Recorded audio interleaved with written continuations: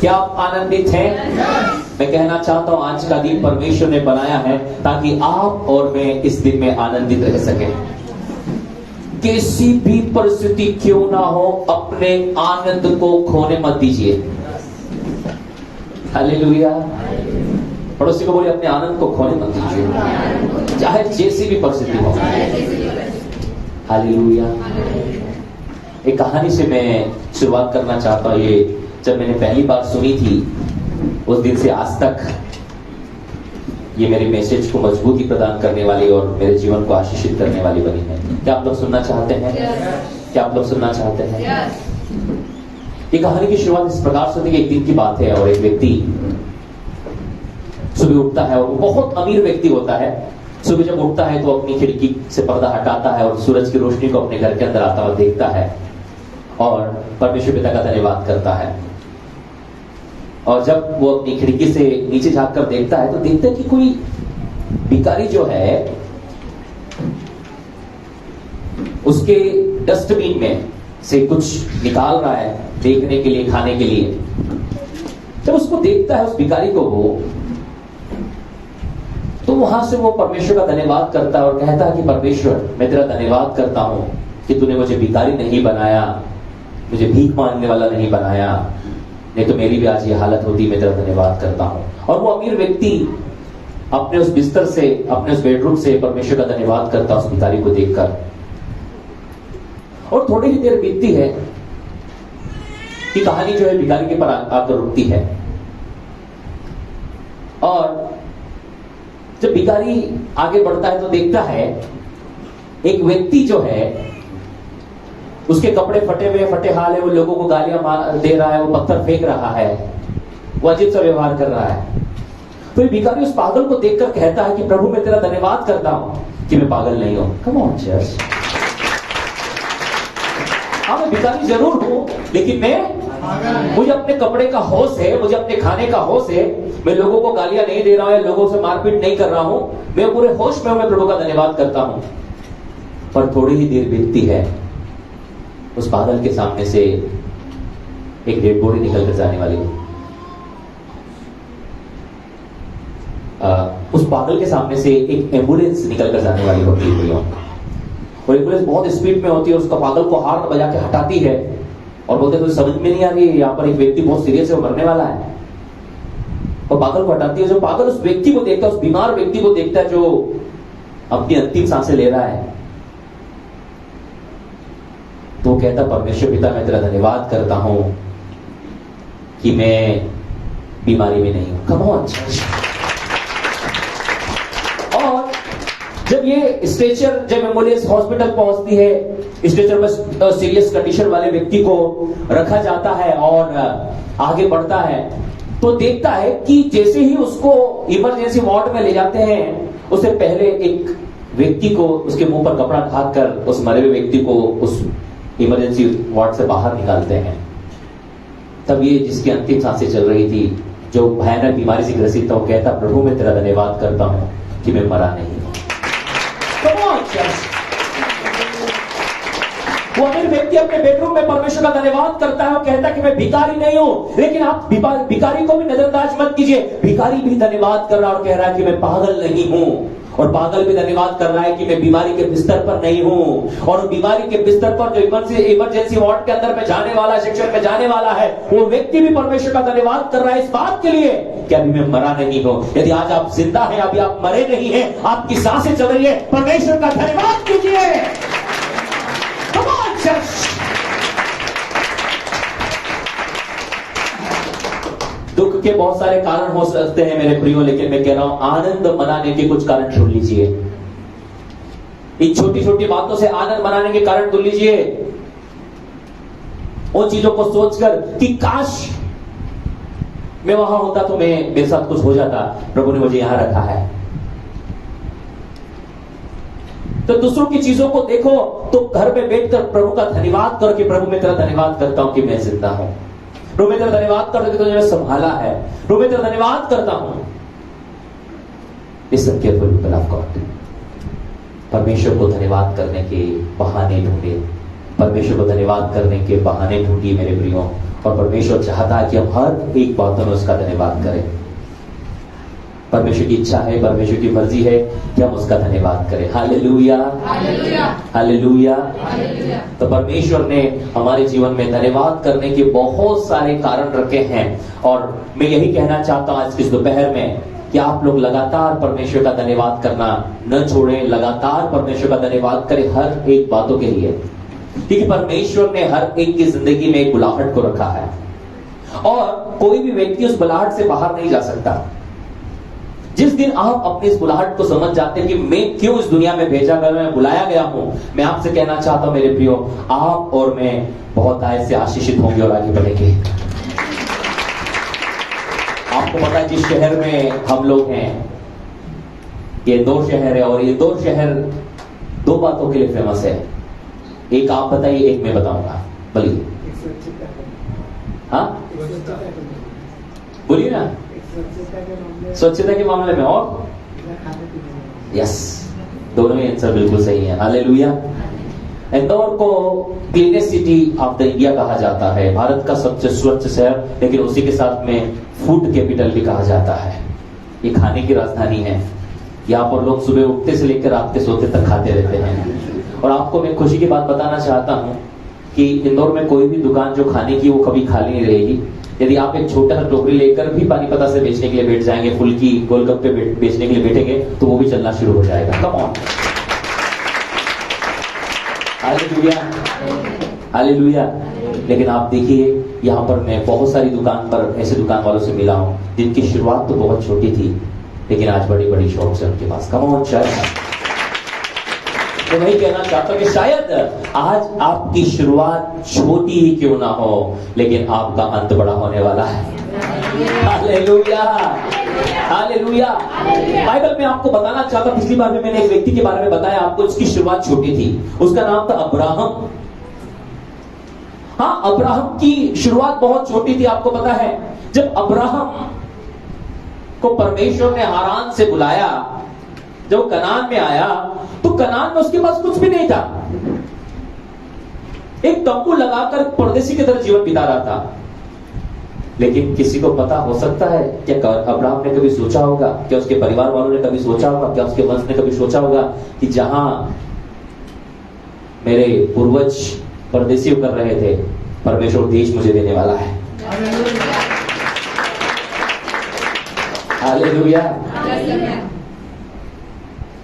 यह है परमेश्वर की बुलाहट में चलने का कारण, यह है परमेश्वर की बुलाहट में चलने की आशीष। याद रख लीजिए, यदि आप बुलाहट में चल रहे हैं तो आपको आशीषित होने से कोई नहीं रोक सकता। कोई नहीं रोक सकता। ये परमेश्वर का नियम है, परमेश्वर का सिद्धांत, और परमेश्वर किसी भी व्यक्ति के लिए नियम नहीं बदलेगा। आप यदि डॉक्टर होने के लिए बुलाए गए, आप डॉक्टर का काम अच्छे से करें, पूरी ईमानदारी के साथ करें। मैं कहना चाहता हूं, आपके सोने के उठने से पहले ही आपके क्लिनिक पर लाइन लग जाए। Come on, come on। बुलाहट समझने की आवश्यकता है आपको। कब आप मंत्री बन सकते हैं और कब आप प्रधानमंत्री बन सकते हैं। यदि आप बुलाहट में होंगे, परमेश्वर आपको वहां पहुंचा देगा। मैं आपको उत्साहित करना चाहता हूं, अपने आप को पहचानो कि आप क्यों बुलाए गए हैं, क्या उद्देश्य है आपका, क्या योजना है आपकी यहां आने की, और उसके अनुसार कार्य करना शुरू करें।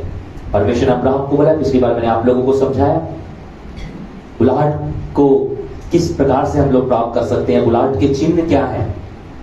पहली बात मैंने आप लोगों को सिखाई थी, दर्शन के द्वारा परमेश्वर ने लोगों को बुलाया। और अच्छे उदाहरण में हम लोगों ने देखा अब्राहम का उदाहरण, सुलेमान को भी परमेश्वर दर्शन दिया, और पूरी बाइबल दर्शनों से भरी हुई किताब है। इसलिए सुलेमान कहता, जहां दर्शन की बातें नहीं होती वहां प्रजा निरंकुश हो जाती है। इसलिए हमने अपनी जो बुक छपाई है, वहां पर हमने अपना विजन लिखा है। यदि आज आपके जीवन में आपका दर्शन नहीं, आपका विजन नहीं है, तो मैं आपसे कहना चाहता हूं, दर दर भटकने से बंदगी नहीं होती। समझ में आ गया। आज आपकी बुलाहट और आपका दर्शन क्या है, उस पर आपको सोचने की जरूरत है। पहली बात, परमेश्वर आपको दर्शन के द्वारा आपकी बुलाहट प्रकट कर सकता है। दूसरी बात, स्वप्न के द्वारा। दूसरी बात क्या है? हाँ, निकालिए मेरे साथ में, हम लोग इस विषय में और आगे बढ़ना चाहते हैं। उत्पत्ति की किताब निकालिए, अब्राहम के पोते के बारे में लिखा है। प्रभु का धन्यवाद हो।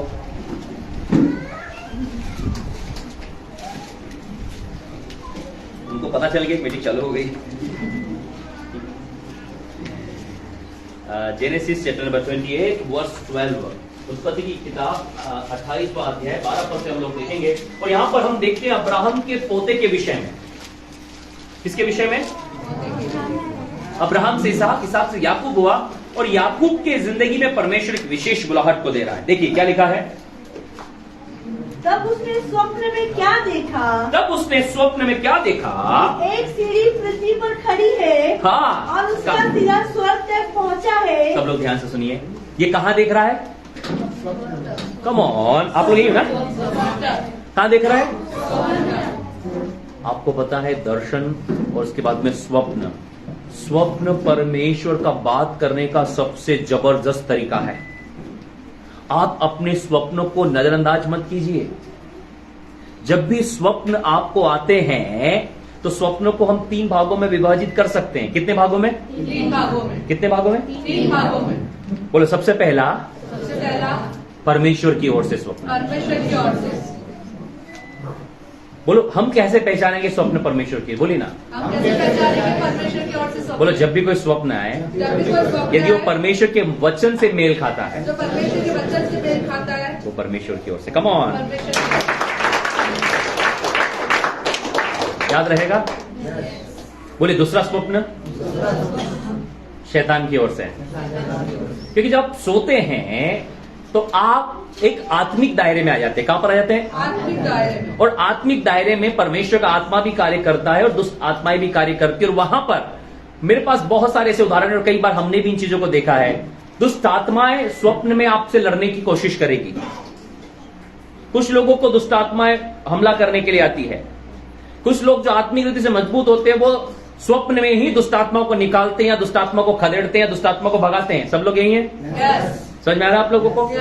और कुछ लोग उनसे भाग रहे हैं, उनको लग रहा है कि उनका पीछा कर रहा, भाग रहे हैं। कोई उनको लग रहा है सांप उनको भगा रहा है, कोई उनको लग रहा है शेर और भालू उनको भगा रहे हैं। यदि आप ऐसा देख रहे हैं, इसका मतलब आत्मिक रीति से कमजोर हैं आप। जब आत्मिक रीति से मजबूत होंगे तो आप नहीं भागेंगे, शैतान भागेगा। Come on, come on. कौन भागेगा? कौन भागेगा? हाँ, आप नहीं भागेंगे वहां पर शैतान, दुष्टात्माएं आपको देखकर भागेंगे और आप हमला करेंगे, आप उनको पीटेंगे और आप उनको खदेड़ेंगे। पहली बात हम देखते हैं, परमेश्वर की ओर से जो स्वप्न आपकी जिंदगी में आएगा, वो स्वप्न परमेश्वर के वचन से मेल खाना चाहिए। जब भी कोई स्वप्न आप देखें तो सबसे पहले आपको इस बात पर फोकस करना है कि क्या वो परमेश्वर के वचन के अनुसार है या नहीं है। यदि वो परमेश्वर के वचन के अनुसार नहीं है, आप उसको भूल जाइए। क्या करना है? और बोलो दूसरा तरीका, जो स्वप्न सुबह तक याद ना रहे, उसको हमेशा के लिए भूल जाओ। Come on। पड़ोसी को बोले, जो स्वप्न परमेश्वर देगा वो भूल नहीं सकते आप। याद रखना है इस बात को। जो स्वप्न परमेश्वर ने दिए हैं मुझे, वो अभी तक याद हैं, वो भूल नहीं सकते आप। ये जो याकूब को परमेश्वर ने जो बुलाहट दी और स्वप्न दिया ना, ये जब बहुत बूढ़ा था, फिरौन के सामने भी ये बात कह रहा था। वो कब? मरने से पहले तक याद था उसको कि परमेश्वर कैसे उसको दर्शन दिया। जो स्वप्न आपकी बुलाहट की ओर से, जो बुलाहट के लिए परमेश्वर आपको देगा, आपके प्राण छूटने तक और दुनिया को छोड़ने के बाद ऊपर भी याद रहेगा आपको। Come on. पर मैंने कई बार एक बात को सुना है कई लोगों के मुंह से, कई बार उनको स्वप्न आता है और आधा छूटता है तो वापिस सो जाते हैं वो लोग। पड़ोसी को ऐसा नहीं करना है। कोई पिक्चर थोड़ी थी कि आधी छूट गई तो आधी बाद में देख लेंगे। हालेलुया। ऐसा न करें। पहला स्वप्न जो है वो परमेश्वर की ओर से है, दूसरा स्वप्न दुष्ट आत्माओं की ओर से भी स्वप्न आते हैं। ऐसे बहुत सारे, जब हम डिलीवरेंस मिनिस्ट्री में होते हैं और मिनिस्ट्री में होते हैं, वैसे बहुत सारे लोग अपनी अपनी बातों को आकर बताते हैं। और आप में से बहुत सारे लोग होंगे जिन्होंने शैतान के स्वप्नों को देखा होगा। कई बार आप सांपों को देख रहे होंगे, कई बार शेर को देख रहे होंगे, कई बार कई लोगों को स्वप्नों में सांप काट रहा है, या शेर उनको फाड़ रहा है, या भगा रहा है, या वो आग में गिर रहे हैं और दुर्घटनाओं को देख रहे हैं। बहुत सारी चीजों को वो देखते हैं स्वप्न के माध्यम से। तीसरा स्वप्न आपका स्वयं का होता है। किसका? स्वयं का। सबोपदेश की किताब निकाली, वचन में आपको पता स्वयं की ओर से भी स्वप्न होते हैं। मैं आपको कई बार बता चुका हूं आप लोगों को, पर आप एक बार और उसको अंडरलाइन कर लीजिए ताकि आपको वो हमेशा और हमेशा याद रहे। सबोपदेश की किताब और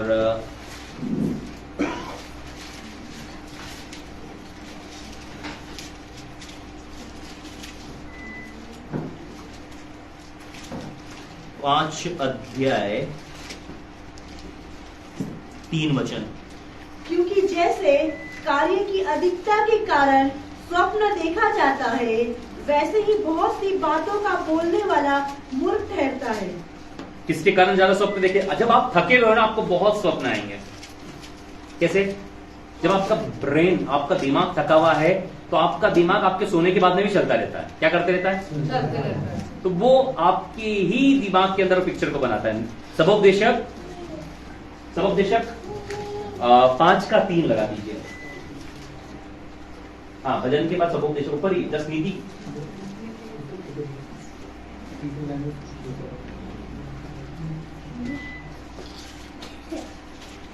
3 पढ़िए। क्योंकि जैसे कार्य की अधिकता के कारण स्वप्न देखा जाता है, वैसे ही बहुत सी बातों का बोलने वाला मूर्ख ठहरता इंग्लिश है। में बहुत अच्छी बात लिखी है, dream comes through much activity. आप बहुत ज्यादा कार्य करते हैं ना, यदि आपको लग रहा है कि जो बच्चे लोग, आप लोग जो एग्जाम देने वाले हो ना, आपको कई बार लगता है कि आप एग्जाम देने जा रहे हो, आपका टाइम खत्म हो गया, पहुंच ही नहीं पाए आप लोग। सब लोग यही है क्या? वो कई बार लग रहा है कि आप स्वप्न में भी एग्जाम दे रहे हैं। मैंने तो कई बार एग्जाम में दिए स्वप्न के अंदर में, फिर आंखें खुली तो फिर से देना पड़ा। सब लोग यही है क्या? आप लोगों के साथ ऐसा एक्सपीरियंस नहीं हुआ क्या? हुआ है? स्वप्न में एग्जाम दी ना? गुड। कई बार ऐसा लगता है समय पूरा हो गया भैया, तुम तो पहुंच ही नहीं पाए एग्जाम सेंटर तक। उस समय खास करके विद्यार्थियों के साथ एक बात होती है, क्योंकि उनका पूरा ब्रेन, पूरा दिमाग जो है वो पढ़ाई और एग्जाम पे फोकस रहता है। कई लोग स्वप्न में प्रश्न भी देखते हैं, उत्तर भी देखते हैं, बहुत सारी चीजें देखते हैं। वो उसके कारण मच एक्टिविटीज जो है आपकी अधिक, उसके कारण हो रहा है ये सब चीजें। तो कार्य की बहुतायत से स्वप्न देखे जाते हैं। स्वप्न मैंने आपको बताया 3 तरीके से व्यक्ति के जीवन में आ सकते हैं। Number 1, very good. Number 2, number 3, number 1, number 2, number 3, number 1 परमेश्वर की ओर से स्वप्न हम लोग देख रहे हैं उत्पत्ति किताब में।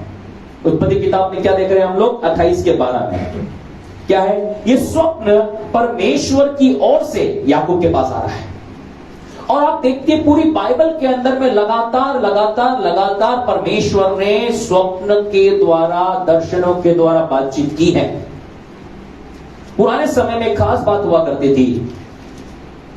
पुराने समय में क्यों बहुतायत से लोग स्वप्न देखते थे? उसके पीछे एक जरूरी कारण यह था मेरे प्रियो, कि पुराने समय में लोग जब भी सोते थे वो कहते थे कि परमेश्वर आज मुझसे बात करना।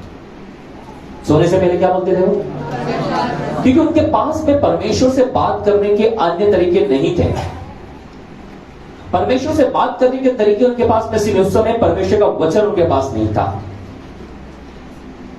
उनको परमेश्वर की आवाज सुनने के लिए या तो याजक के पास में या भविष्यवक्ता के पास जाना पड़ता था। और याजक और भविष्यवक्ता ऐसे घूमते हुए नजर नहीं आएंगे, बहुत मुश्किल से मिलते थे वो लोग। इसलिए इनके पास एक ही रास्ता था कि डायरेक्ट परमेश्वर से संबंध बनाया जाए। तो वो हर रोज एक प्रार्थना करते थे। सब बोलिए, हर रोज एक प्रार्थना करते थे। परमेश्वर स्वप्न दर्शन के द्वारा बात करते और वे सो जाते थे। क्या आप लोग आज क्यों हम लोग नहीं कर पाते पता है? हम पढ़ रहे हैं कि पूर्णीय स्वप्न देखेंगे। अंतिम दिनों में परमेश्वर वही पुरानी बातों को दोहराना चाहता है। जो स्वप्नों का अभिषेक पुराने नियम में परमेश्वर ने अपने लोगों पर उड़ेला है, आज नए नियम में हम सब पर उड़ेलना चाहता है। Come on church. परमेश्वर वही बातों को अब दोहराना चाहता है जो उत्पत्ति में थी, अब वो प्रकाशित वाक्य में भी दोहराना चाहता है। वो स्वप्न और दर्शन के अभिषेक को हम पर बहुत आय से उड़ेलना चाहता है। हम में से हर एक की इच्छा होना चाहिए कि परमेश्वर स्वप्न के द्वारा हमसे बातचीत करे, परमेश्वर दर्शनों के द्वारा हमसे बातचीत करे, और परमेश्वर तैयार है आज उन स्वप्न और दर्शनों को हमारे जीवन में देने के लिए। याकूब के साथ में अद्भुत घटना हुई। निकालिए, पढ़िए उसको। क्या देख रहा है वो? Yes, come on. तब उसने स्वप्न में क्या देखा कि एक सीढ़ी पृथ्वी पर खड़ी है और उसका सिरा स्वर्ग तक पहुंचा है और परमेश्वर के दूत उस पर से चढ़ते उतरते हैं।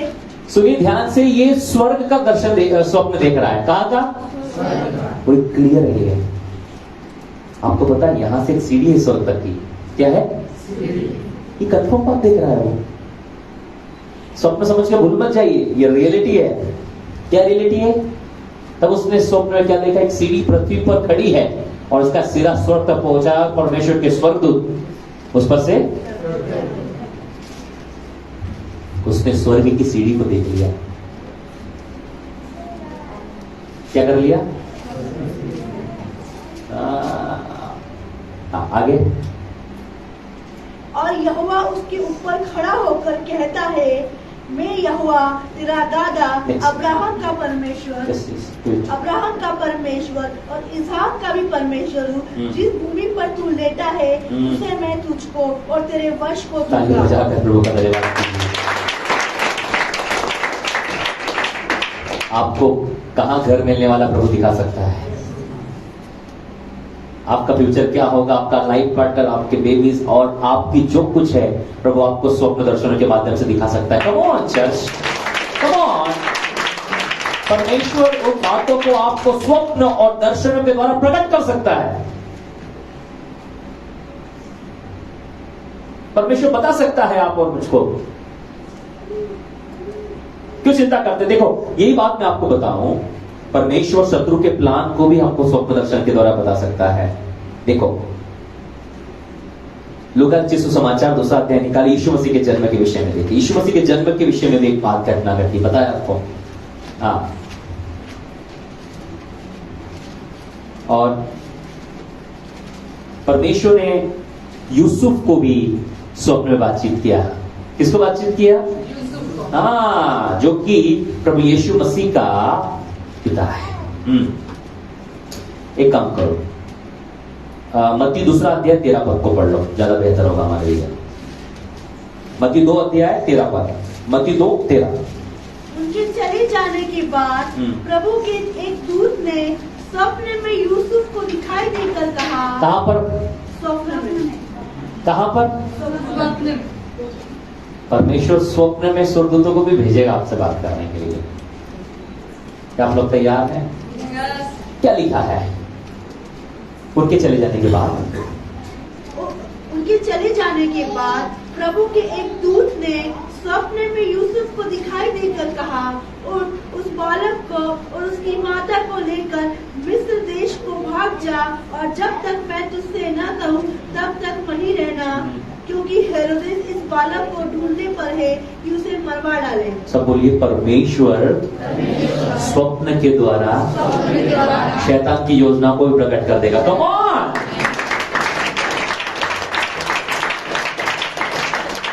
परमेश्वर स्वप्न के द्वारा शैतान की योजनाओं को प्रकट कर देगा। जिस प्रकार से परमेश्वर ने प्रभु यीशु मसीह के पिता यूसुफ को बता दिया स्वप्न के माध्यम से कि यूसुफ उठ, इस बालक को लेकर चला जा। क्यों? क्योंकि हेरोदेश जो कि खुद शैतान है उसे मरवाना चाहता है। जब परमेश्वर स्वप्न और दर्शन के माध्यम से कुछ बताता है तो आपको बहुत गंभीरता से लेना है। कैसे लेना है? गंभीरता से। मेरे बहुत अच्छा मित्र है जो मेरे द्वारा प्रभु में आगे बढ़ा और एक भारी स्वप्न का अभिषेक उसकी जिंदगी में आया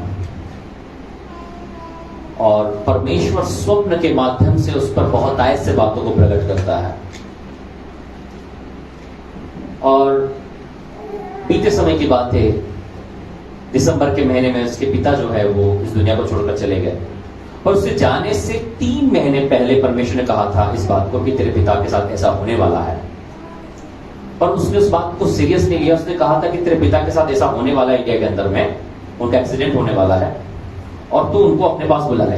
क्या कर ले? तो उन्होंने इस बात को सीरियस नहीं लिया, मम्मी को अपने एक व्यक्ति को और बुला लिया, पिताजी को वहीं रहने दिया। और ये हुई बात कि जब परमेश्वर ने बताया था वैसी ही घटना घटी और दुर्घटना में वो बहुत समय तक सीरियस रहे और उसके बाद दुनिया को छोड़कर चले गए। तो उन्होंने मेरे को ये बात को बताई तो मैंने उनको कहा कि जब परमेश्वर ने आपको प्रकट कर दिया था, बता दिया था, तो क्यों आपने परमेश्वर की बात को सीरियसली नहीं लिया?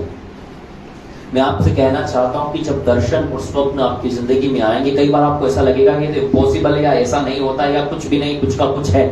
मैं आपसे कहना चाहता हूं मेरे प्रियो, जब भी परमेश्वर आप पर कुछ बात प्रकट करता है तो उसे बहुत गंभीरता से लेना है। कैसे लेना है? गंभीरता से। और से बोलो, बहुत गंभीरता से लेना है, बहुत सीरियस, मानो परमेश्वर खुद आपसे बोल रहा है। अब याकूब रात को बोलता है ऐसे कुछ देख लिया होगा तो क्या होता? सोचकर देखिए क्या होता। परमेश्वर स्वयं उससे बात करा। याकूब ही नहीं, याकूब के लास्ट वाले पुत्र को जिसका नाम यूसुफ है, 11वें नंबर का बेटा, वो तो बाइबल में स्वप्न देखने वाला के नाम से जाना जाता है। और इस स्वप्न के अनॉइंटिंग यूसुफ के अंदर कैसे आई पता है आपको? याकूब के द्वारा। कम ऑन, कम ऑन, बोलो कैसे? बोलो याकूब यूसुफ से सबसे ज्यादा प्रेम करता था। आपको पता है प्रेम इंपार्टेशन लेकर आएगा। क्या लेकर आएगा? क्या लेकर आएगा? हाँ, जैसे एक पिता जब अपने बच्चे से बहुत प्रेम करता तो उसको विरासत देगा। जिससे झगड़ा, जिससे गुस्सा है, जिससे नफरत है, उससे उसको देगा क्या विरासत? बोलो ना, किसको विरासत देगा?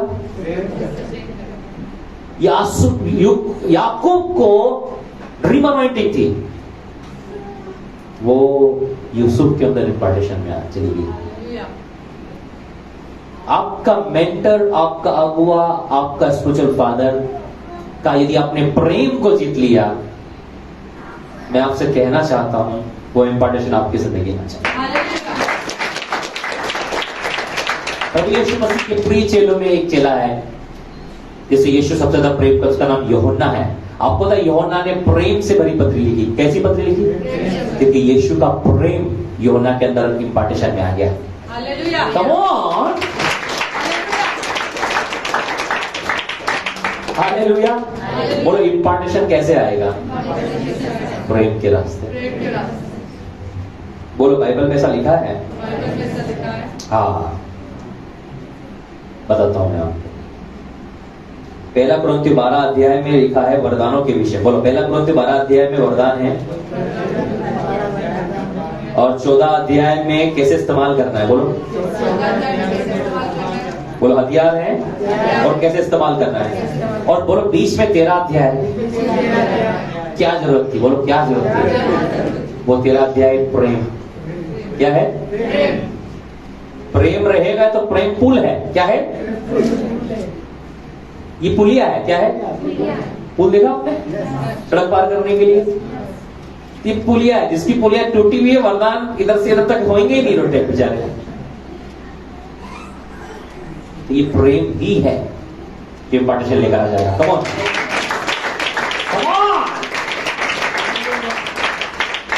प्रेम रहेगा, इम्पार्टेशन आ जाएगा। आपको परेशान होने की जरूरत ही नहीं है। क्या होने की जरूरत नहीं है? एलिया और एलिशा का रिश्ता देखो आप। एलिया बहुत प्रेम करता था एलिशा से। क्यों? एलिशा ने कीमत चुकाई थी। पता है क्या हुआ? इम्पार्टेशन आ गया। कम ऑन, बोलो पौलुस और तीमुथियुस। पौलुस ने बार बार तीमुथियुस की तारीफ की है। आपको पता है वो इम्पार्टेशन तीमुथियुस के अंदर आ गया। आगे आप यदि तीमुथियुस की हिस्ट्री पढ़े, पता है आपको पौलुस जिन कलीसिया में प्रचार करने के लिए गया, जिन कलीसिया को स्थापित करने के लिए परमेश्वर उसकी मदद किया, बाद में उसका अगुवा कौन हुआ? तीमुथियुस। सारी कलीसिया, सारी विरासत किसको मिली? ये समझना पड़ेगा हम लोगों को। ये इम्पार्टेशन प्रेम के द्वारा हस्तांतरित होता है, ट्रेवल करता है। याकूब के जीवन में स्वप्नों का अभिषेक आया। परमेश्वर ने महान स्वप्नों के द्वारा याकूब से बातचीत किया और बुलाहट दिया। क्या दिया? और उसके बेटे यूसुफ को भी परमेश्वर ने स्वप्नों के द्वारा बुलाहट दिया। एक वचन और इसमें देखिए आप, 15 पद को देखिए, और फिर मैं यूसुफ के बारे में बताऊंगा आप लोगों को। मैंने आपको 3 प्रकार के स्वप्न कैसे लोगों के जीवन में आते बताया है मैंने आप लोगों को। आगे बढ़िए। नहीं, ये नहीं भैया, ये हो गया। शैतान की, आपको समझ में आया? परमेश्वर शैतान की योजनाओं को प्रकट कर देगा स्वप्नों में। आप प्रार्थना करो, परमेश्वर आपको बता देगा। आप प्रार्थना करो, परमेश्वर आपको बताएगा। इवन कहां जाना है परमेश्वर आपको बताएगा। याद रहेगा? That's good. Genesis 28 verse 15.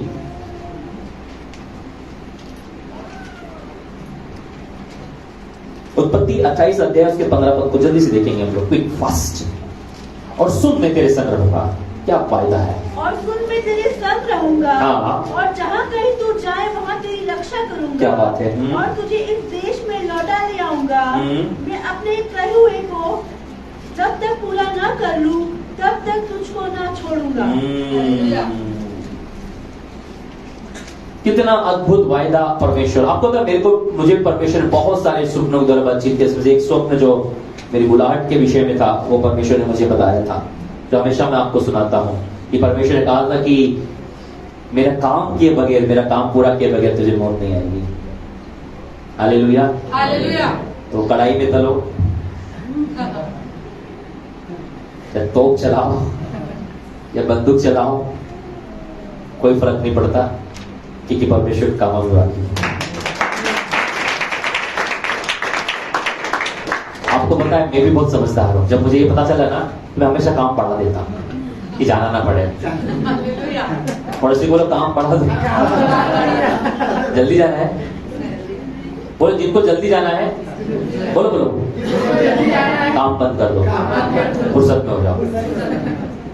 और बोलो जल्दी नहीं जाना है, काम बढ़ा दो, काम बढ़ा दो। Come on. प्रभु जब मुझसे कहेगा कि तेरा जाने का वक्त आ गया, तो मैं प्रभु को एक बात जरूर कहूंगा, प्रभु थोड़ा काम बाकी है। Come on. Hallelujah, hallelujah. समझ आ रहा है क्या? यस। पिलग्रिम प्रोसेस का लिखने वाला राइटर या कौन, जिसको परमेश्वर ने बोला था कि बुक को लिखना, क्या करना?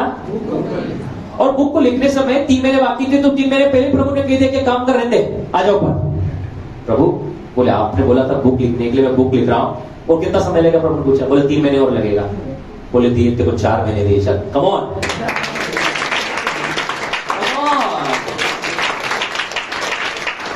पड़ोसी को बोलो क्यों जीना चाहते हो? मजे करने के लिए, प्रभु का काम करने के लिए।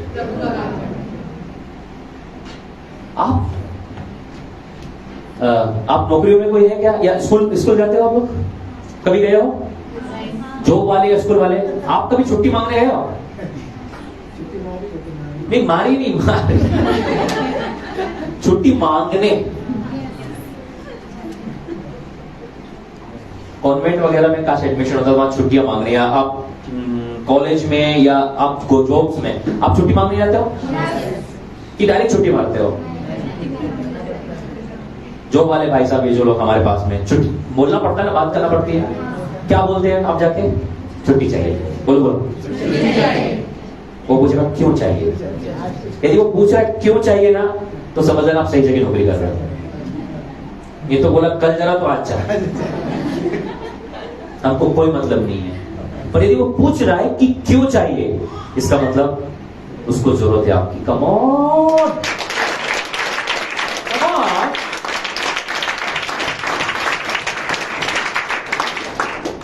जो स्कूल कह रहा है कि क्यों छुट्टी चाहिए, छुट्टी नहीं दे सकते आपको, इसका मतलब सच में वो आपकी चिंता करता है। कोई स्कूल बोला कितना बेटा? 4 बेटा 8 ले ले, बला टली। अच्छा है, तो समझ जाना आप बहुत गलत जगह फंसे हो। आप लोग समझ पा रहे हैं मैं सिखा रहा हूं? क्या करते हो जब छुट्टी मांगने जाते हो तो उनसे?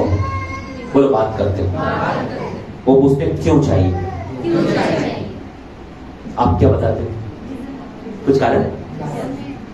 तो जब प्रभु पूछेगा क्यों जीना चाहता है, तो आपके पास कुछ कारण होना जीने के। प्रभु थोड़े और मजे कर लो।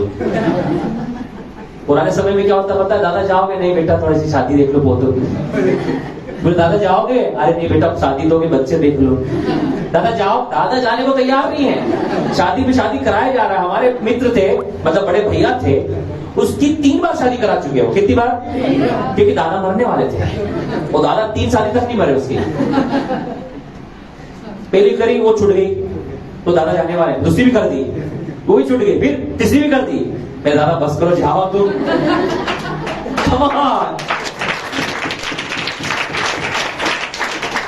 मैं आपसे कहना चाहता हूं, आपके पास में जीने का कारण होना चाहिए। जब आप इस संसार के स्टाफ होने के बावजूद आप अपने बॉस को जाकर आप लीगल कारण के बिना छुट्टी नहीं ले सकते, क्योंकि पता है कि वो नौकरी से निकाल देगा आप लोगों को, तो आप कैसे सोच सकते हैं कि जो सारी दुनिया का बॉस है वो आपको यूं ही रहने देगा पृथ्वी पे? यदि आपके पास बुलाहट है, आप लंबा जीने वाले हैं रे भैया, कोई नहीं रोक सकता आपको। हालेलुया! आपके पास कारण होना चाहिए, आपके पास वजह होना चाहिए। मैंने कहा परमेश्वर जब पूछेगा मुझसे कल समय हो गया आने का, मतलब प्रभु थोड़ा काम बाकी है। हालेलुया! हालेलुया! जाते जाते भी एक काम निपटाऊंगा प्रभु का। Come on church, come on. जाते जाते ही मैं कहना चाहता हूं, यदि आपके पास प्रभु का काम नहीं है, कभी भी बुलावा आ सकता है। बोलो कभी भी टिकट आ सकता है। सीढ़ी लगा रखी है। क्या कर रखी है? वो ये क्या है यहाँ? आपने पढ़ा ना 12 अध्याय में, पड़ोसी को 12 अध्याय में सीढ़ी है। हाँ, सीधे खट से ऊपर ले जाएगा प्रभु। पर यदि आप बुलाहट में हैं, अब्राहम पर इतने हमले हुए, नहीं मान पाए। इसहाक पर शत्रुओं के बीच में रहता था। इसहाक कहां रहता था? अब्राहम कहां रहता था? शत्रुओं के बीच में। याकूब कोई मार पाया? बोलो क्यों? बुलाहट में थे। Come on, hallelujah! देखो यहां पर उसने 16 पद में तब वो उठ गया, बोर को उठा, उसने तकिया जो बना उस पर उसने ऑयल से ऑइंट किया और कहा ये परमेश्वर का भवन होगा। उसने उसका नाम बेतेल रखा। बेतेल का मतलब होता है ईश्वर का भवन, अर्थात परमेश्वर का भवन। लिख लीजिए, बोलो बेतेल मीन्स परमेश्वर का भवन। बोलिए ना, बेतेल का मतलब नीचे वाला। बेतेल का मतलब याद रहेगा। यरूशलेम मतलब हाँ बोलो बोलो, पिता का घर।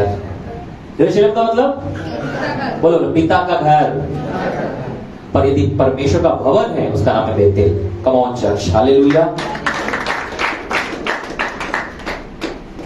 अब इसके पुत्र की थोड़ी सी तारीफ की जाए। 40 अध्याय जल्दी से निकालना भैया। ओके, 40 पद निकालिए। इसे थोड़ा सा पहले निकाल सकते हैं हम लोग। 37 निकाल लीजिए। यूसुफ और उसके भाई।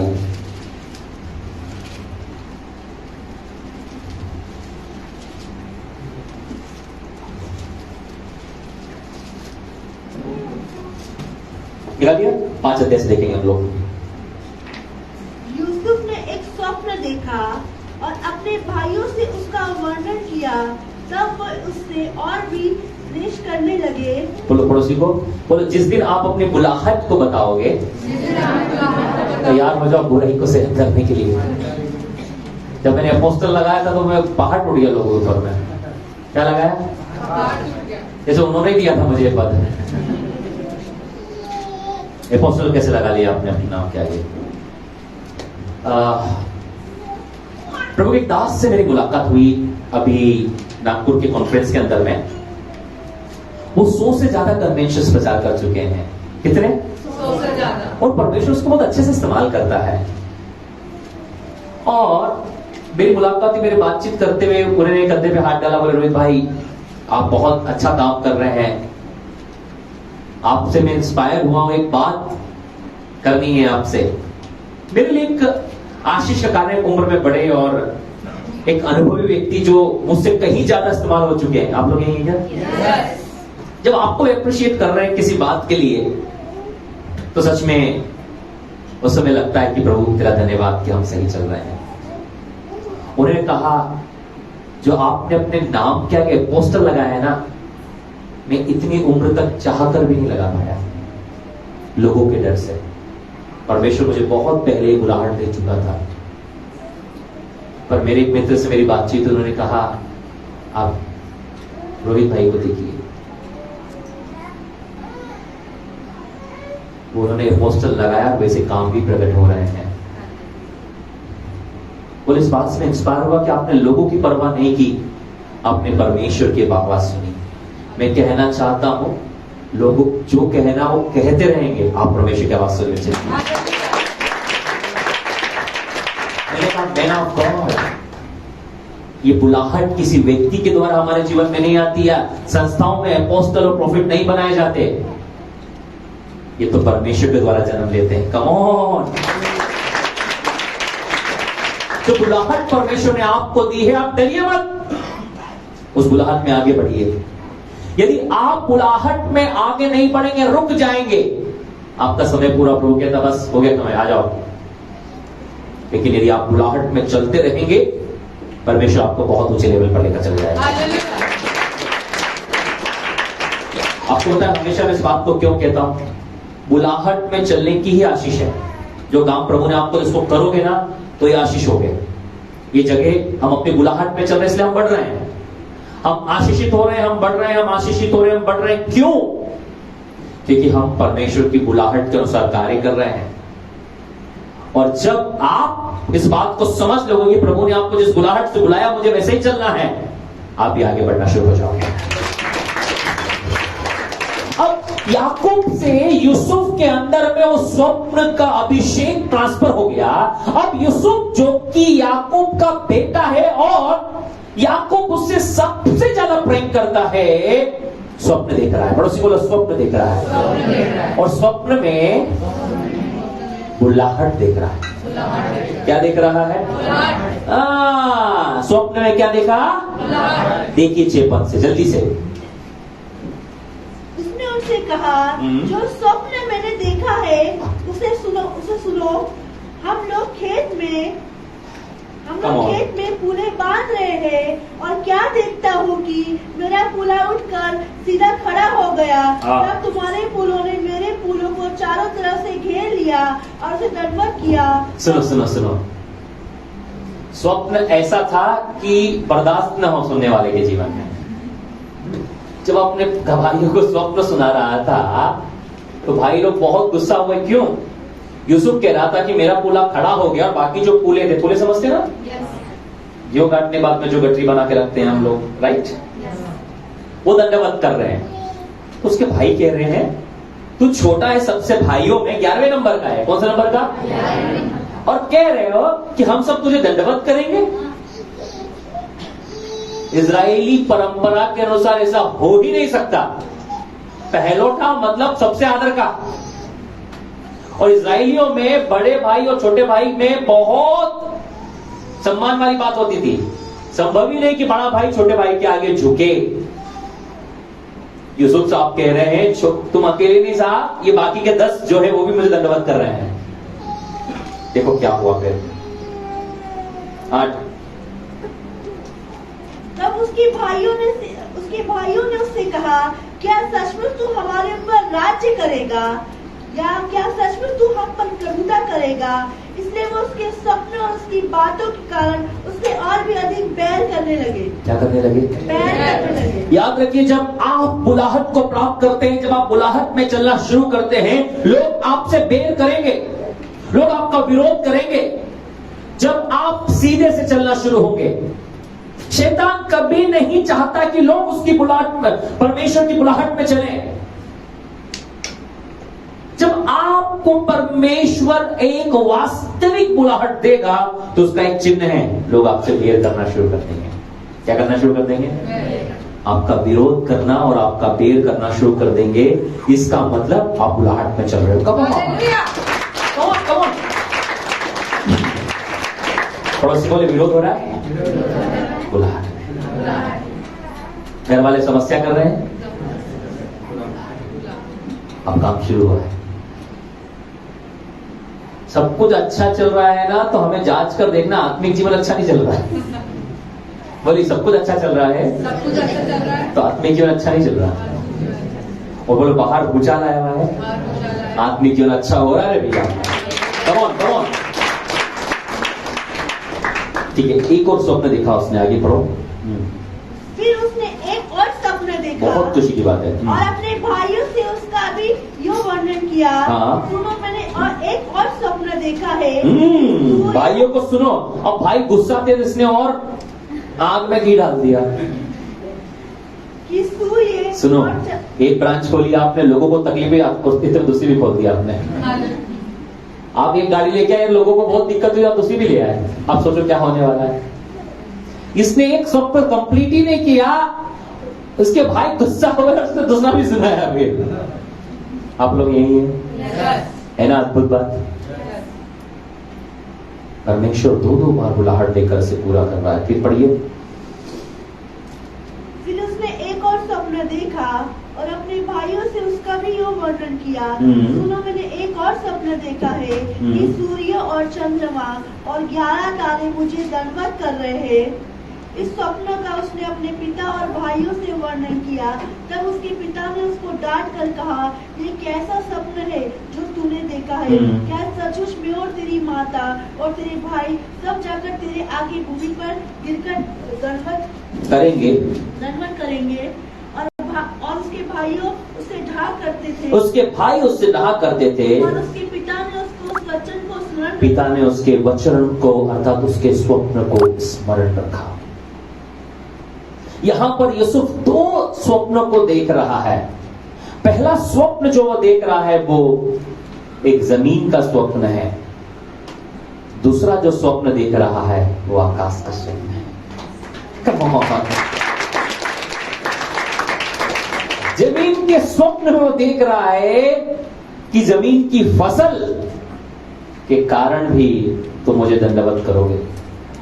आपको पता है, यही अनाज के लिए ही तो यूसुफ और उसका परिवार मिस्र गया था। यूसुफ बेचा गया, यूसुफ मिस्र में जाकर प्रधानमंत्री बन गया। स्वप्न देखकर स्वप्न का अर्थ बताकर, स्वप्न देखकर स्वप्नों का अर्थ बताकर। जो बुलाहट आपको प्रभु ने दी है उसको करते जाओगे तो आप एक दिन बड़े पद पर जाओगे। काश यूसुफ ऐसा सोचता, कुछ नहीं होता इन दान वरदानों से, स्वप्नों से, मैं तो गुलामी में पड़ा, छोड़ो, ऐसी सब फालतू बातें हैं। कहा परमेश्वर ने कहा था मैं अधिकारी बनूंगा और कहा मैं गुलामी में हूं। याद रखिए, चाहे कैसी भी परिस्थिति हो, शैतान आपको उन बातों को दिखाएगा जो आपके वरदान के विरोध में है। आपको परमेश्वर हीलिंग्स में इस्तेमाल कर रहा, हो सकता है कि आप पे दर्द है, बीमारी है, समस्या में हो। परमेश्वर आपको फाइनेंशियल इस्तेमाल कर रहा, हो सकता है फाइनेंशियल ट्रबल आ जाए।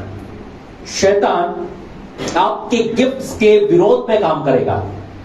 यहां पर परमेश्वर ने जो बुलाहट यूसुफ को दी थी स्वप्न की, उसके विरोध में शैतान यह काम कर रहा है। जबकि स्वप्न क्या दिखा रहा है? यूसुफ प्रधानमंत्री बनेगा, यूसुफ अधिकारी बनेगा, या यूसुफ बड़े पद पर जाएगा। और हो क्या रहा है? बार बार गुलामी, नीचे से नीचे पद पर। सबसे निचला पद था गड्ढे के अंदर, उससे बेकार और निचला पद कहां चला गया? उसका गुलामी में। सोचो, इतने में तो एक विश्वास करने वाला विश्वास हार कर सब कुछ छोड़ देता। कई बार कलीसियाओं में और हमारे मसीही जीवन में और विश्वासी जीवन में थोड़ी सी तकलीफ आने के कारण में हम प्रभु को टाटा बाय बाय करके चले जाते, प्रभु कुछ नहीं होता, बाय। पर इसके बजाय थोड़ी देर टिके रहते ना, तो बड़ा पद आपका इंतजार कर रहा है। हालेलुया। आपके थोड़ी ही देर टिके रहने के कारण, आपके थोड़ी ही देर बने रहने के कारण में आपको बड़ा पद दिया जाता है, बड़ा पद मिल जाता है। ये परमेश्वर की आशीष थी आपके लिए, ये परमेश्वर की कृपा रहेगी आपके लिए। क्या आप लोग सुन पा रहे हैं? क्या आप लोग समझ पा रहे हैं? यहां पर लगातार उस स्वप्न के विरोध में शैतान दिखा रहा है। जब यूसुफ उस राष्ट्र का अर्थात मिस्र का प्रधानमंत्री बना, तो परमेश्वर ने फिरौन को एक स्वप्न दिया। सब बोलो, फिरौन को एक स्वप्न दिया। ठीक है। और फिरौन को स्वप्न में क्या दिखा रहा है परमेश्वर? पता है, फिरौन को स्वप्न में दिखा रहा है कि 7 बहुत मोटी और ताजी गायें हैं, और उसके बाद में 7 कुरूप और कुड़ेल गायें हैं जो दिखने बेकार हैं। और ये जो कुरूप और कुड़ेल जो गायें हैं, ये 7 मोटी और ताजी गायें को खा जाती हैं। और फिरौन बहुत परेशान होता है और अपने सारे लोगों को बताता है कि इसका स्वप्न जो बताएगा उसको मैं उचित इनाम दूंगा। तब जेल के अंदर से यूसुफ को बुलाया जाता है। यूसुफ फिरौन के स्वप्न का अर्थ बता देता है। मेरे साथ निकाल लीजिए उत्पत्ति किताब जल्दी से इस बात को।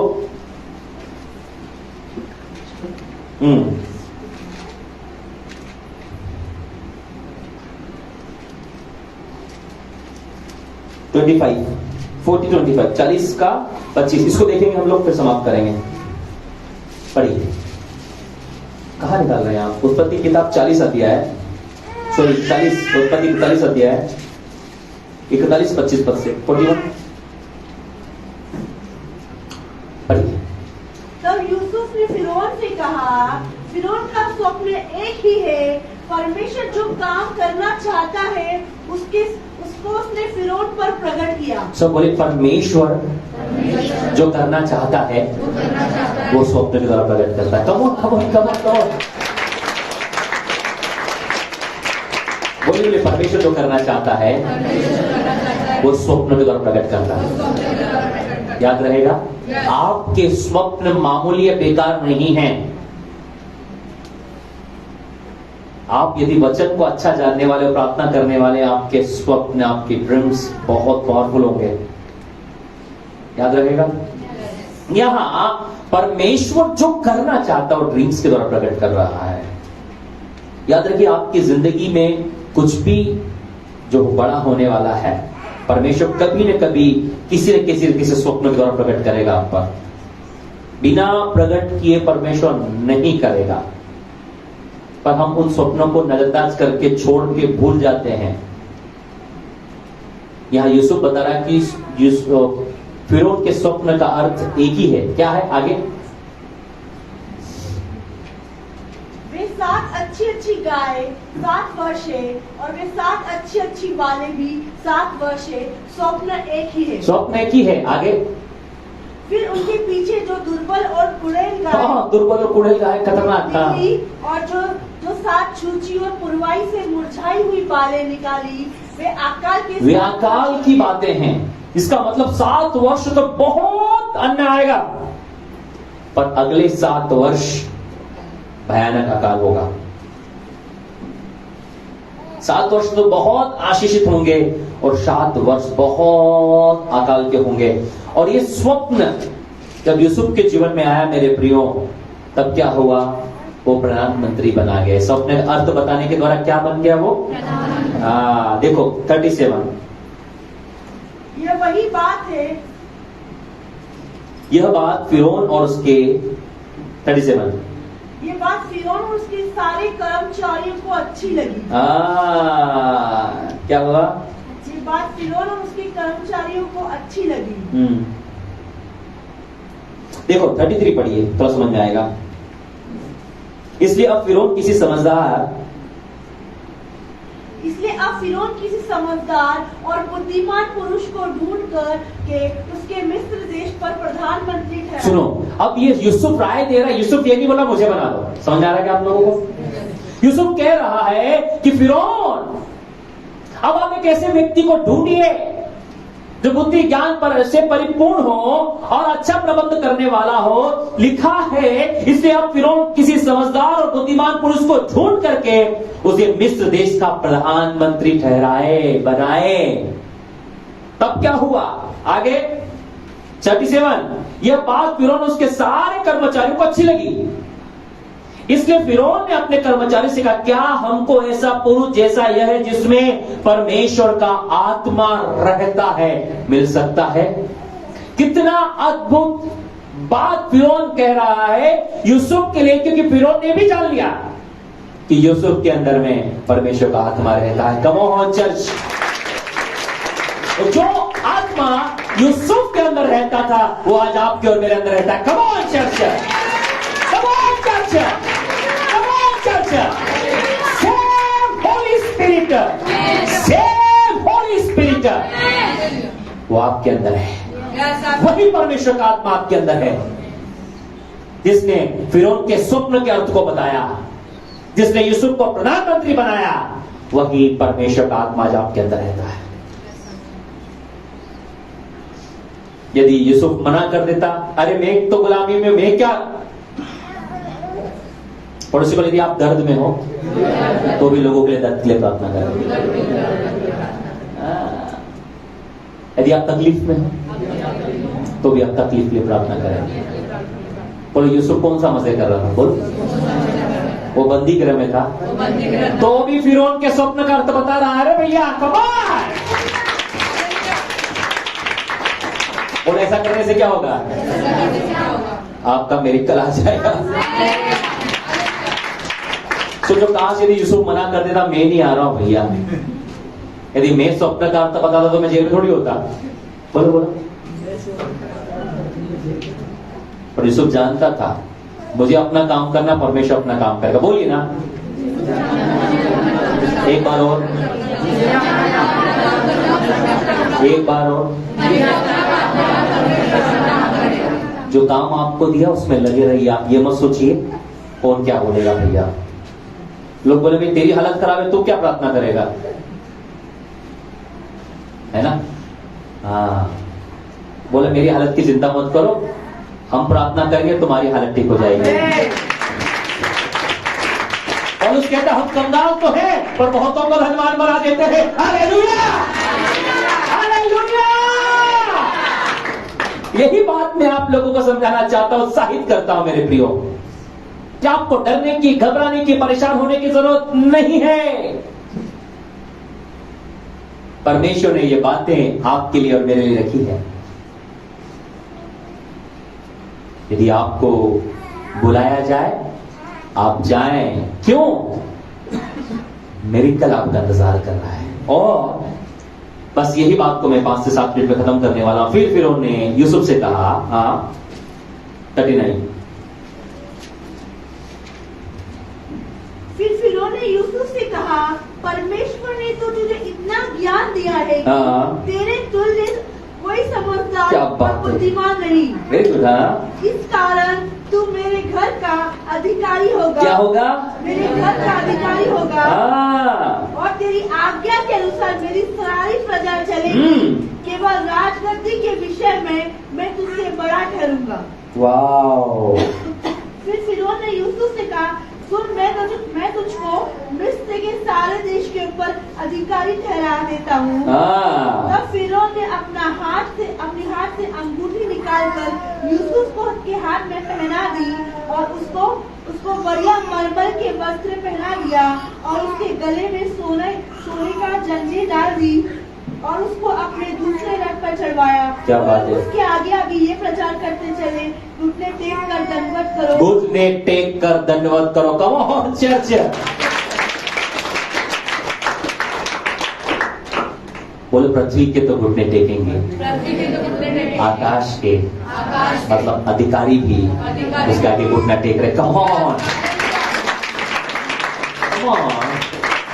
और यूसुफ ने बहुत अनाज एकत्रित किया प्रियो, और जिस अनाज के विषय में यूसुफ ने देखा था कि वो अनाज के कारण दंडवत कर रहे हैं, वही अनाज को लेने के लिए यूसुफ के भाई लोग मिस्र में आए थे। कहाँ आए थे? क्योंकि याकूब ने सुना है कि पूरी दुनिया में अकाल तो है लेकिन मिस्र में अनाज है। क्या है? तो इसके भाइयों को भेजा कि जाओ तुम अनाज लेकर आओ।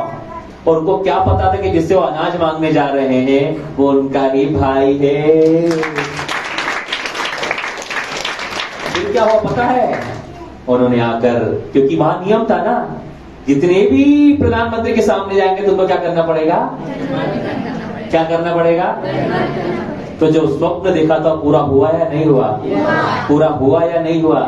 पूरा हुआ या नहीं हुआ? जोरदार ताली परमेश्वर के लिए। जो स्वप्न, जो दर्शन परमेश्वर ने आपको दिए वो पूरे होकर रहेंगे जब आप लोग तैयार हैं उन स्वप्न दर्शनों के अनुसार कार्य करने के लिए। यूसुफ उस स्वप्न को याद रखा, यूसुफ का पिता भी उस स्वप्न को याद रखा।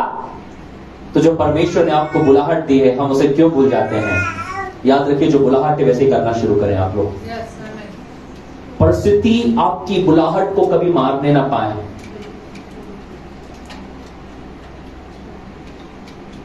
बोले बुलाहट किसी भी परिस्थिति में झुकती नहीं है।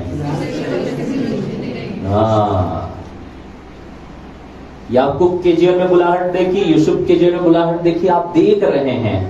याकूब जो बुलाहट को परमेश्वर ने दी थी, उसने वायदा किया था कि परमेश्वर यदि तू मुझे कुशल से पहुंचाएगा तो जीवन भर में तुझे अपना दशवांश दिया करूंगा।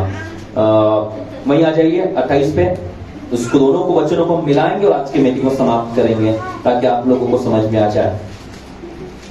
28 अध्याय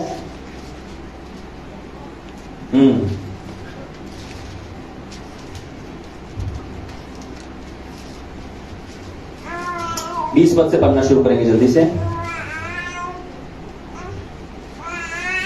तब याकूब ने यह मन्नत मानी, यदि परमेश्वर मेरे संग रहकर इस यात्रा में मेरी रक्षा करे और मुझे खाने के लिए रोटी और पहनने के लिए कपड़ा दे और मैं अपने पिता के घर में कुशल क्षेम से लौट आऊं तो यहोवा मेरा परमेश्वर ठहरेगा। और ये पत्थर जिसको मैंने खंबा खड़ा किया है परमेश्वर का भवन ठहरेगा। ओ कम ऑन चर्च। और जो कुछ तू मुझे दे उसका दशवांश मैं अवश्य ही तुझे दिया करूंगा। यहाँ पर याकूब परमेश्वर से एक वायदा कर रहा है। वायदा क्या है? बुलाहट के पूरे होने का। पड़ोसी को बोलो बुलाहट के पूरे होने का वायदा। वो कह रहा है प्रभु पहला स्टेप तो पूरा कर दे। यदि ये तू ही है, तूने सचमुच मुझे बुलाया है, तो उसका एक चिन्ह होगा कि अभी मैं क्या हूं? अभी मैं अपनी जान बचाने पर हूं। उसका भाई उसको मारना चाहता और अपनी जान बचाकर भाग कर आया। तो प्रभु एक काम तो कर दे, क्योंकि मैं जिंदा रहूंगा तो ये बुलाहट पूरी होगी। पड़ोसी को बोलो एक और उपाय बताता हूँ। हर एक परिस्थिति में प्रभु से कहना प्रभु मैं जिंदा रहूंगा तो बुलाहट पूरी रहेगी। तो फिर क्या होगा? बचाएगा प्रभु। तो सीधी सी बात है। आप तो कहना प्रभु बचूंगा तो ही तो पूरा करूंगा ना। प्रभु ने ले बच, याद रहेगा। पर दिया आपको बस प्रभु हो गया, पूरा पूरा हुआ। प्रभु यीशु मसीह ने क्या कहा? चले गए। जब आप भी कह दोगे और उसे कभी मत बोलना पूरा हुआ, पूरा हुआ, पूरा गया।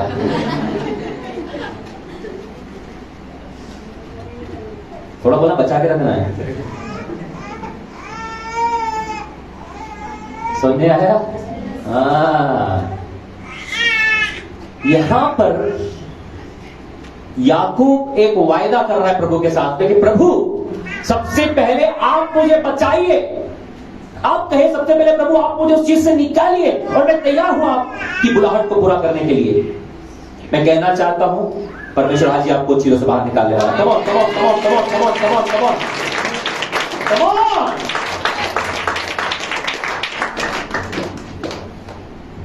हालेलुया। मैं कहना चाहता हूं कि परमेश्वर तैयार है आपको सारी परिस्थितियों से बाहर निकालने के लिए। क्या करने के लिए? और यह पत्थर जिसको मैंने खंबा खड़ा किया है, परमेश्वर का भवन ठहरेगा, और जो कुछ तू मुझे दे उसका दशमांश मैं अवश्य ही तुझे दिया करूंगा। हालेलुया। और परमेश्वर ने याकूब को कुशल क्षेम से पहुंचाया, बहुत ऐसे आशीष दिया और आगे बढ़ाया। क्या किया? 30 का 43 देखो।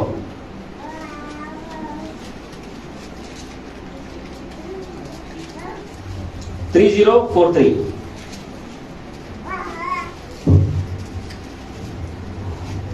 पढ़िए। इस प्रकार वह पुरुष अत्यंत धनाढ्य हो गया और उसके बहुत सी भेड़ बकरियां और दासियां और दास और ऊंट और गधे हो गए। बोलो, बुलाहट रहेगी, बहुत फल लेकर आओगे। ताली बजा के प्रभु का धन्यवाद। देखा, याकूब बुलाहट में चला तो क्या हो गया? बहुत आशीषित। यूसुफ बुलाहट में चला तो क्या हुआ? प्रधानमंत्री बन गए। यदि आज आप बुलाहट में चलोगे ना, परमेश्वर आपको बहुत ऊंचे स्थान पर लेकर जाएगा। याद रहेगा? सब बोलिए, यदि आप बुलाहट में चलोगे परमेश्वर आपको बहुत ऊंचे स्थान पर ले जाएगा। फिर से बोलो, यदि आप बुलाहट में चलोगे परमेश्वर आपको बहुत ऊंचे स्थान पर लेकर जाएगा। यदि आप बुलाहट में चलोगे परमेश्वर आपको बहुत ऊंचे स्थान पर लेकर जाएगा। तो आपको बोलो बोलो, मुझे परमेश्वर की बुलाहट में चलना जरूरी है। तो प्रियो, आज हमने परमेश्वर की बुलाहट के विषय में दूसरी बात को देखा। पिछले रविवार हम लोगों ने पहली बात को देखा था परमेश्वर की बुलाहट के विषय में, वो थी कि परमेश्वर अपनी बुलाहट को दर्शन के द्वारा भी हमारे जीवन में प्रकट करता है। जिस प्रकार परमेश्वर ने अब्राहम के जीवन में दर्शन के द्वारा बुलाहट को प्रकट किया था। दूसरी बात हम लोगों ने देखा कि परमेश्वर स्वप्न के द्वारा भी अपनी बुलाहट को अपने लोगों के जीवन में देता है। जिस प्रकार उसने याकूब के जीवन में स्वप्न के द्वारा अपनी बुलाहट को प्रकट किया। 28 के 12 में कहा है कि याकूब स्वप्न में एक सीढ़ी को देखता है जो पृथ्वी से लेकर स्वर्ग तक है, और परमेश्वर उस वहां से खड़ा होकर याकूब से बातें किया। और वो बुलाहट, जो स्वप्नों की बुलाहट है, वो उसके पुत्र यूसुफ के अंदर में भी आई। और यूसुफ भी उत्पत्ति के 37वें अध्याय में 2 स्वप्नों को देखता है। और वो केवल बुलाहट परमेश्वर बताता ही नहीं है, यदि आप उसे चलते हो तो परमेश्वर उन बुलाहट को पूरी भी करता है। Hallelujah, hallelujah. जोरदार ताली बजा के प्रभु की महिमा करें।